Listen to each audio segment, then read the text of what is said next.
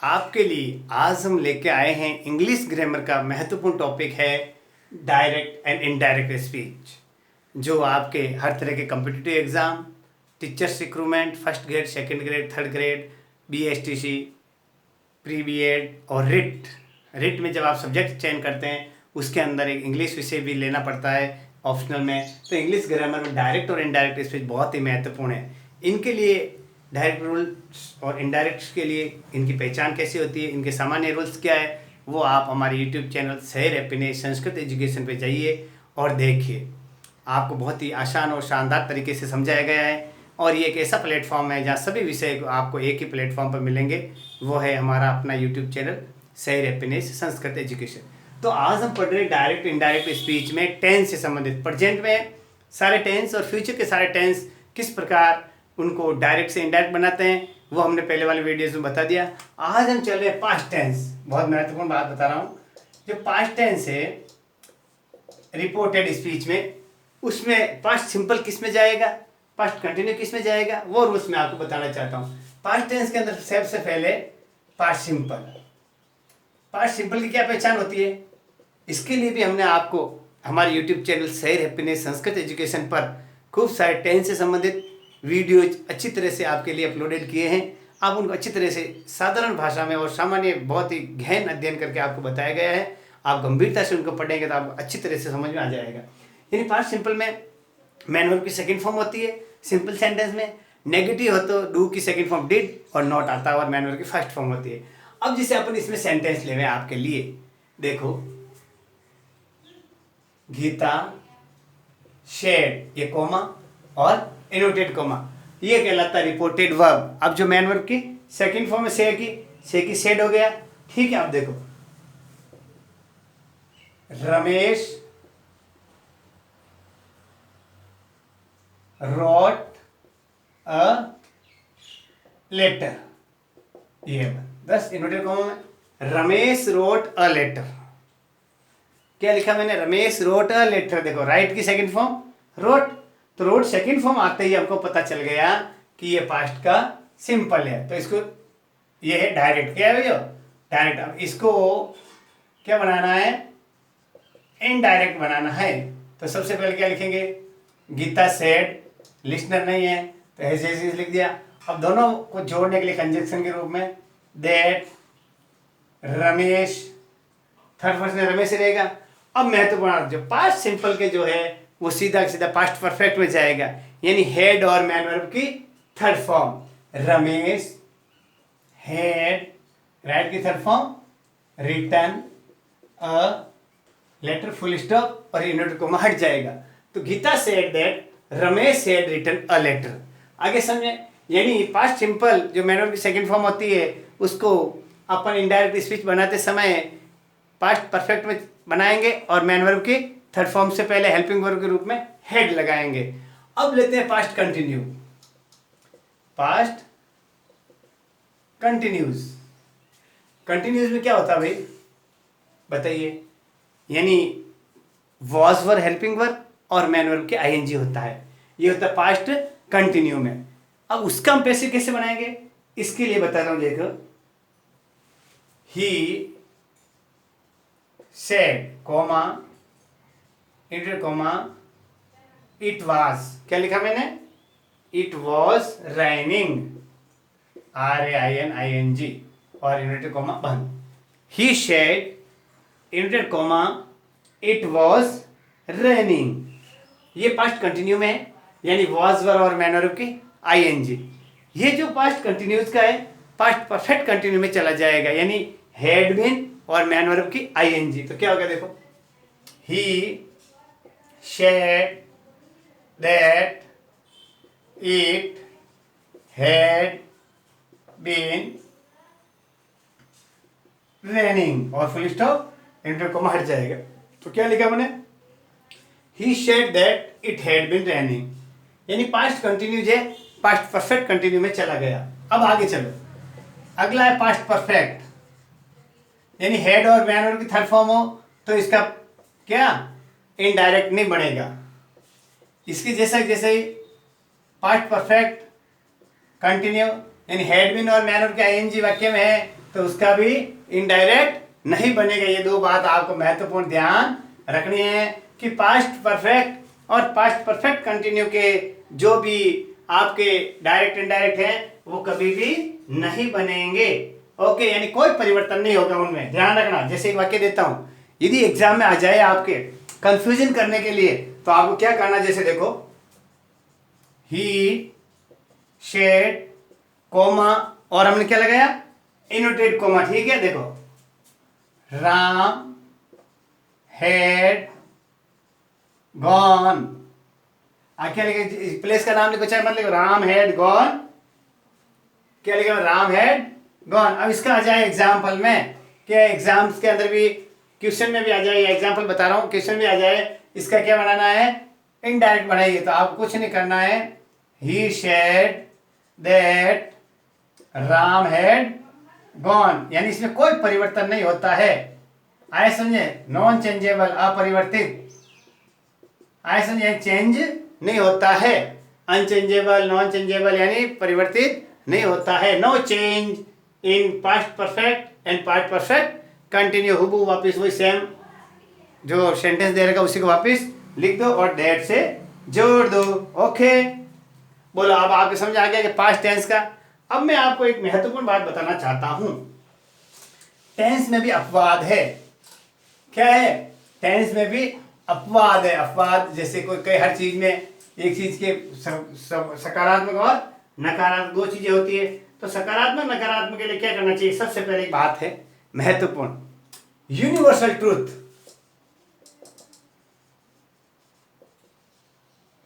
यानी जिसे हम कहते हैं शाश्वत सत्य। शाश्वत सत्य यानी दुनिया में जो बात हकीकत है, जैसे सूर्य पूर्व में उदय होता है तो ये बात सच बात है, दिशाएं चार होती है, पानी 100 डिग्री पर उबलता है। जो सत्य बात है, शाश्वत बात है, उसको क्या करते हैं, नो चेंज करते हैं। जैसे देखो आपको मैं एक वाक्य बताना चाहता हूं, सीधा देखो, माई फादर, देखो माई फादर, सुनना, my father said, inverted comma आएगा आगे, the earth rounds the sun, inverted comma बंद। माई फादर सेड, यहां देखो सेड है, दी अर्थ राउंड दी सन, ये बात है यूनिवर्सल ट्रूथ। क्या है, यूनिवर्सल ट्रूथ। तो इसमें कोई चेंज नहीं होगा। तो इसको कैसे लिखेंगे, वापिस रिपोर्टेड वर्ब और रिपोर्टेड स्पीच को जोड़ने के लिए कनेक्टिंग लगाएंगे।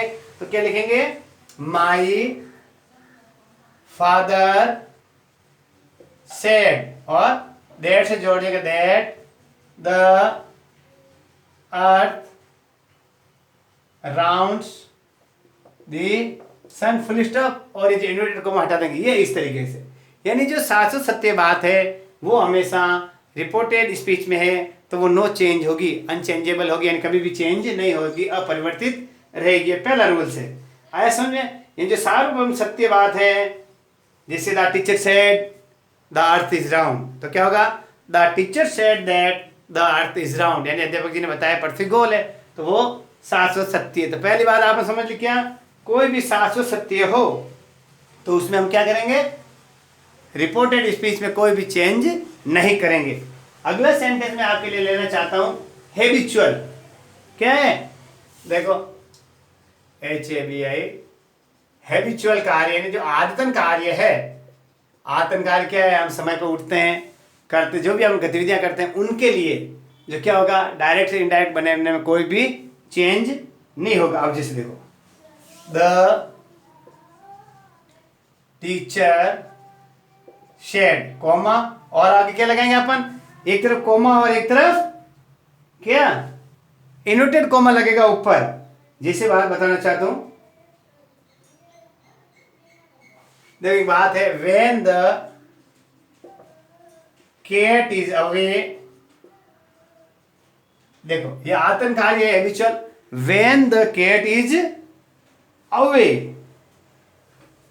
द माइस विल प्ले, और इन्वर्टेड कॉमा बंद। यानी अध्यापक जी ने बताया कि जब बिल्लियां दूर रहती है तब चूहे खेलते हैं। तो ये क्या है, आदतन कार्य है, यानी चूहों को पता है कि बिल्ली मारेगी, बिल्ली को पता है कि मैं उनको मारूंगी, तो ये है आदत का कार्य है। तो अब इसको कैसे करेंगे, द टीचर सेड दैट, अब हुबहू उसको लिख दो, when the cat is away the mice will play, full stop लगा दिया और दोनों इनवर्टेड कोमा था उसको हमने हटा दिया। ठीक है, अब देखो, dogs bark at stranger, he said, inverted comma में डॉग्स बार्क एट स्ट्रेंजर, तो क्या है, अजनबी को देख के कुत्ता भौंकता था, क्या उसकी हैबिचुअल है, तो क्या हो गया, he said that dogs barks at stranger. Okay, इनके हैबिचुअल कार्य है, जो यूनिवर्सल ट्रूथ है, इनमें टेंस का कोई प्रभाव नहीं पड़ता है, वो अनचेंजेबल रहते हैं। एक है हिस्टोरिकल फैक्ट। हिस्टोरिकल फैक्ट क्या होता है, जो ऐतिहासिक तथ्य है, ऐतिहासिक कोई भी चीज है, ऐतिहासिक जो घटनाक्रम है, वो भी हमेशा अनचेंजेबल होता है, कभी भी चेंज नहीं होता है। ठीक है, देखो, ही शेयर्ड इंटेड comma when I was in Delhi I saw Red fort, तो सही बात है कि रेड फोर्ट कहाँ है, दिल्ली में, तो क्या हो गया, he shared that when he was in Delhi he saw Red fort, यानी जो हिस्टोरिकल प्लेस है वो चेंज नहीं होते हैं। उसी तरह the battle of Haldi Ghati was fought किसमें 1576, इस तरीके से जो भी है, द बैटल ऑफ प्लासी 1557, जो भी आपके रिलेटेड है, कोई भी बैटल है हुए हैं, वो कोई भी प्लेस है, ऐसे समझिए, कोई भी मोनूमेंट्स है, प्लेस है, पैलेसेज है, वो सब किस में आएंगे, डायरेक्ट से इनडायरेक्ट बनाने में उनमें कोई भी चेंज नहीं होगा। ठीक है ना, बिल्कुल सही बात। देखो, टीचर शेड, वही क्या आएगा, कोमा और इनवर्टेड कोमा, समुद्रा गुप्त was the नेपोलियन ऑफ, क्या कहेंगे, India, Samudragupta was the Napoleon of India. आया समझे, तो क्या आएगा, टीचर सेड, क्या लिखेंगे अपन, टीचर सेड दैट।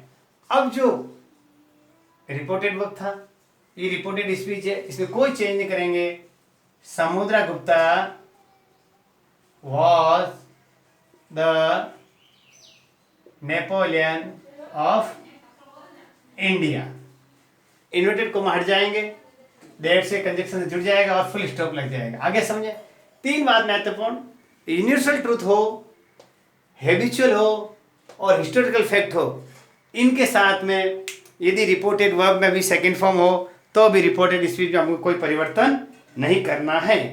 आया समझे।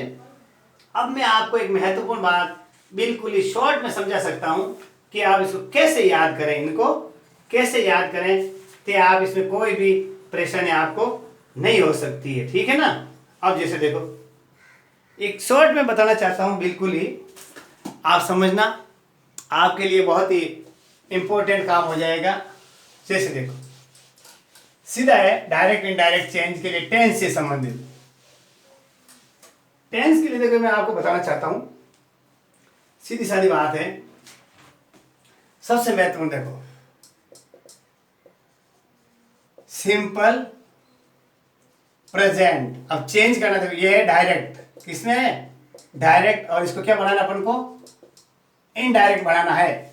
सिंपल प्रेजेंट किसमें जाएगा, सीधा देखो वापस रिवाइज हो रहा है सिंपल पास्ट में। सिंपल प्रेजेंट की क्या विशेषता होती है भाई, बताइए। वी फर्स्ट या क्या हो जाएगा, वी सेकेंड। अब वी की ऐसी है, ये से तो भी आएगा फर्स्ट में भी, तो इसकी हो जाएगी वी सेकेंड। अब हम ले लेंगे कंटिन्यूज। कौन सा? प्रेजेंट का कंटिन्यू। कौन सा का? प्रेजेंट का। तो किस में चला जाएगा? पास्ट के कंटिन्यू में। यानी क्या आएगी? इज आर और मैन वर्ब की आईएनजी हो तो किस में चला जाएगा? वॉज वर्ब और मैन वर्ब की आईएनजी। अब प्रेजेंट का कंटिन्यू यानी क्या है? हैज और मैन वर्ब की थर्ड फॉर्म हो तो किस में चला जाएगा? पास्ट के कंटिन्यूज में, यानी हैड और मैन वर्ब की थर्ड फॉर्म। यहां तक आपके समझ में आ गया होगा। प्रेजेंट सिंपल पास्ट सिंपल में, प्रेजेंट कंटिन्यू पास्ट कंटिन्यू में, प्रेजेंट परफेक्ट पास्ट परफेक्ट में। आया समझ? क्या आया देखो, हेड और मैन वर्ब की थर्ड फॉर्म, हेड और मैन वर्ब की थर्ड फॉर्म। हेड से ये कौन सा हो गया? पास्ट परफेक्ट और ये भी पास्ट परफेक्ट। आगे समझे आपके? यानी प्रेजेंट का परफेक्ट है, प्रेजेंट का परफेक्ट हैज मैन वर्ब की थर्ड फॉर्म पास्ट के हेड और मैन वर्ब की थर्ड फॉर्म के साथ चला गया। वापस देखो, प्रेजेंट सिंपल पास्ट सिंपल में मैन वर्ब की फर्स्ट फॉर्म सेकंड में चले गए। प्रेजेंट कंटिन्यू पास्ट कंटिन्यू में इज एम आर और वाज वर्ब में चला गया, यानी प्रेजेंट कंटिन्यू पूरा पास्ट कंटिन्यू हो गया। प्रेजेंट परफेक्ट है पास्ट परफेक्ट में, हैज और हैड की थर्ड फॉर्म हेड और मैन वर्ब की थर्ड फॉर्म में चलेगी। प्रेजेंट परफेक्ट कंटिन्यू यानी हैज बीन और मैन वर्ब की आईएनजी, जो पास्ट के परफेक्ट कंटिन्यू में चली गई हैड बीन और मैन वर्ब की आईएनजी। ये आपको मैंने सब प्रेजेंट के बताए। अब चलते हैं, देखो आगे इसके बाद में थोड़ा सा नेक्स्ट आपके लिए चल रहे हैं, सुन लेना आप। बहुत ही महत्वपूर्ण बात बता रहा हूं पास्ट के। पास्ट सिंपल, पास्ट सिंपल किस में जाएगा? पास्ट परफेक्ट में। यानी यहां मैन वर्ब की कौन सी फॉर्म है? सेकंड फॉर्म है। कौन सी? मैंने कौन बताई? मैन वर्ब की सेकंड फॉर्म। तो यहां क्या हो जाएगा भाई, बताइए? परफेक्ट के लिए क्या होता है? हेड और मैन वर्ब की थर्ड फॉर्म। पास्ट कंटिन्यू है यानी वॉज वर और मैन वर्ब की आईएनजी है, तो पास्ट परफेक्ट कंटिन्यू यानी क्या आ गया? हैड बीन और मैन वर्ब की आईएनजी। अगली महत्वपूर्ण बात, पास्ट परफेक्ट और पास्ट परफेक्ट कंटिन्यूज ये होते हैं अनचेंजेबल यानी अपरिवर्तित, इनमें कोई भी चेंज नहीं होता, नो चेंज। ये ध्यान रखना, पास्ट परफेक्ट और पास्ट परफेक्ट कंटिन्यू में नो चेंज, यानी जो वाक्य लिखा जाता है सेंटेंस में, चाहे वो डायरेक्ट में हो और इनडायरेक्ट में हो। तो डायरेक्ट में तो वो इन्वर्टेड कोमा लगाते हैं और फुल स्टॉप बाद लगाते हैं, और इनडायरेक्ट के लिए कंजक्शन दैट से जोड़ के सिंपल हो वो वापस उसी को रिपोर्टेड स्पीच को पूरा लिख देते हैं, और जो इन्वर्टेड कोमा उसको हटा दिया जाता है। अब महत्वपूर्ण बात आगे फ्यूचर के लिए विल और सेल है। क्या? फ्यूचर की जो हेल्पिंग वर्ब विल और सेल। इसमें आपको बताना चाहता हूं वुड और शुड, वुड और शुड, कैन हो तो कुड, मे हो तो माइट। ये ध्यान रखना, कैन का कुड, मे का माइट। अब देखो विल हैव बीन, सुनना, विल हैव बीन और सेल हैव बीन। क्या बोला मैंने? विल हैव बीन या सेल हैव बीन हो तो क्या हो जाएगा? उसके लिए भी would have been, would have been और should have been, should have been. ये आपके लिए हो जाएगा। अब देखना, सुनना, एक बात और बताना चाहता हूं कि विल सेल हैव है तो वुड शुड भी हैव हो जाएगा। मस्ट का हो जाएगा क्या? Would have to. उसमें भी आपको ध्यान रखना होगा, महत्वपूर्ण कौन सा? कि मस्ट या वुड के, मस्ट के लिए सिंपल होगा तो मस्ट ही होगा, सिंपल होगा तो मस्ट ही होगा। लेकिन यदि चेंजेबल हो तो क्या करेंगे? Would have to, would have to. इसके लिए भी मैंने आपको एक एग्जांपल पहले वाले वीडियो में बता दिया है। ये जो मैंने आपको आज महत्वपूर्ण बात बताई है पूरी चार्ट के माध्यम से कि पूरे टेंसेज किस प्रकार बदले जाते हैं। इनके साथ साथ मैं आपको एक महत्वपूर्ण बात बताना चाहता हूँ, चेंज ऑफ प्रोनाउन। प्रोनाउन के लिए मैंने आपको एक टेबल बता दी है कि प्रोनाउन में चेंज कैसे होते हैं, वो आपको आगे और कल वाले वीडियोज़ में प्रोनाउन, प्लेस और डिस्टेंस के बारे में आपको विस्तृत चर्चा की जाएगी। अब इसमें एग्जाम्पल कैसा क्वेश्चन आता है, एक क्वेश्चन हम ले रहे हैं आपके लिए। जैसे देखो, बहुत ही साधारण एक छोटा सा क्वेश्चन ले रहा हूं, आप उसको समझना, क्या करना है, समझना। जैसे देखो, he said Hari grows tree inverted comma 1। Change indirect, तो ही सेड है तो सबसे ये रिपोर्टेड वर्ब है, ये रिपोर्टेड स्पीच है, तो क्या करेंगे, ही शेड दैट। ये किस में है, ग्रोज प्रेजेंट के सिंपल एंड फर्स्ट फॉर्म है, तो क्या हो जाएगी, सेकंड फॉर्म। क्या होगा, हरी थर्ड फॉर्म, हरी लगेगा, हरी ग्रो ग्रीव ट्री, ये फुल स्टॉप और दोनों इनवर्टेड कॉमा हट गए, ये राइट है, he said that Hari grieve tree. तो इस तरीके से मैंने आपको बहुत ही महत्वपूर्ण टॉपिक है आपके लिए, इसको मैंने समझाने की कोशिश की है। आप अच्छी तरह से समझिएगा। जहाँ कोई भी आपको दिक्कत लगे तो आप हमारे YouTube चैनल सैर हैप्पीनेस संस्कृत एजुकेशन के कमेंट बॉक्स पे जाके कमेंट कीजिए, हम आपको अच्छी तरह से वापस समझाने की कोशिश करेंगे। इन वीडियोज़ को ज़्यादा से ज़्यादा शेयर कीजिए। नमस्कार साथियों।